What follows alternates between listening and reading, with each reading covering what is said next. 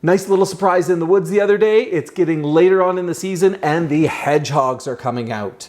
Hedgehogs are great mushrooms, some of my favorite, right next to chanterelles. And in fact, you'll find them often growing in the same spots, and they even look very similar. From the top here, you'll come across them. You might mistake them for a rainbow chanterelle or even a small white chanterelle, or even these two look very similar, almost like a golden one. But when you flip them over, you are going to notice a big difference. The chanterelles have these decurrent folds coming up there, whereas the hedgehog mushroom, which is where it gets its name from, or sweet tooth, is these little teeth down here. Hedgehog mushrooms are great. You can use them almost anywhere where you use chanterelle. In this case, I'm gonna make some pickles out of them.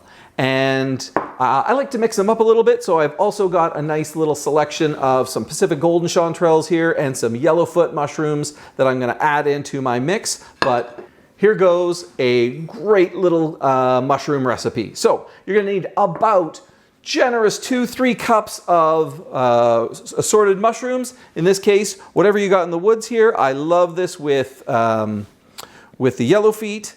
I love this with chanterelles, but you can use oyster mushrooms, you can use shimeji, you can use whatever you kind of got at hand. I've done it with lobsters, wine caps from the garden. You want to get some of the big ones, just cut them down a little bit into nice delicate size there. Sometimes you'll get big, thick, chunky hedgehogs like that one there. That one definitely want to slice into maybe 4. And we'll just chop these up until you've got a generous 2.5 cups of sliced mushrooms.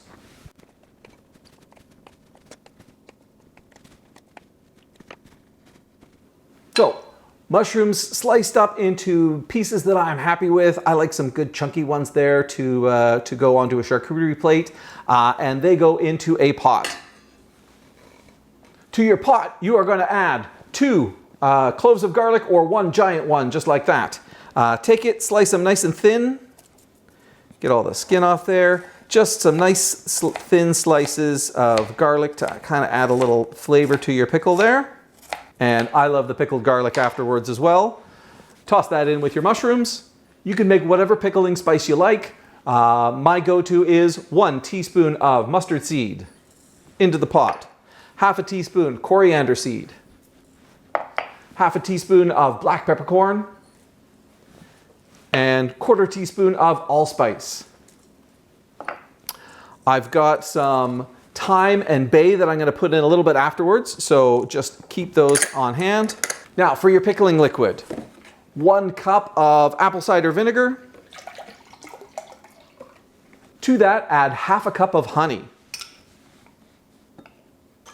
Stir that around so your honey doesn't stick to the bottom and everything goes into the pot. Over to the stove, and we just need to bring that up to a boil. You'll notice that there's no water in this recipe. You're going to get a lot of water coming out of the mushrooms, and that adds to your liquid.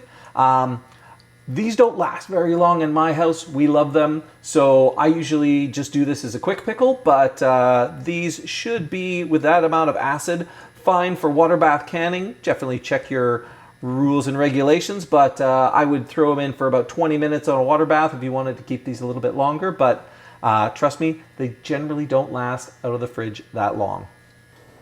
You'll see as that heats up, some of the water comes out of the mushrooms and we get just a little extra pickling liquid there.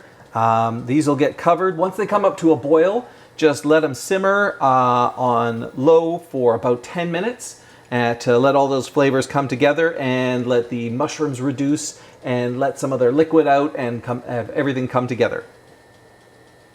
10 minutes simmering is up and it's time to turn ourselves back to our pickling process. So get yourself a mason jar. Into that, add 1 bay leaf and 3 or 4 sprigs of fresh thyme.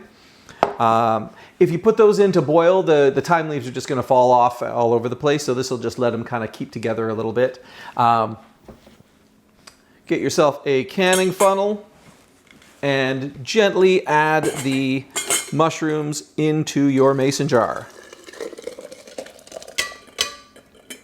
Make sure that all of the mushrooms and the thyme is underneath the liquid, just like so. and get yourself a lid. And it looks like I am just in time because that is my last batch of mushrooms and I'm just about out. So those go into the fridge. I usually like to wait about a week to let the flavors all mellow and come together, and they'll last a good 6 weeks in the fridge if you can make them last that long. I'm gonna eat the last of my last batch here. We've got chanterelles, yellowfoot, and some lobster mushrooms there on a slice of rye bread with cream cheese. These are great on a charcuterie platter, something a little bit fatty with a cheese or cream cheese, smoked meats or something like that. Just, they make an amazing little dish for a charcuterie.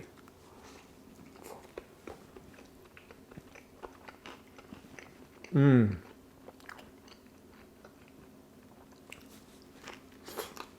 Mmm. Damn, that's good.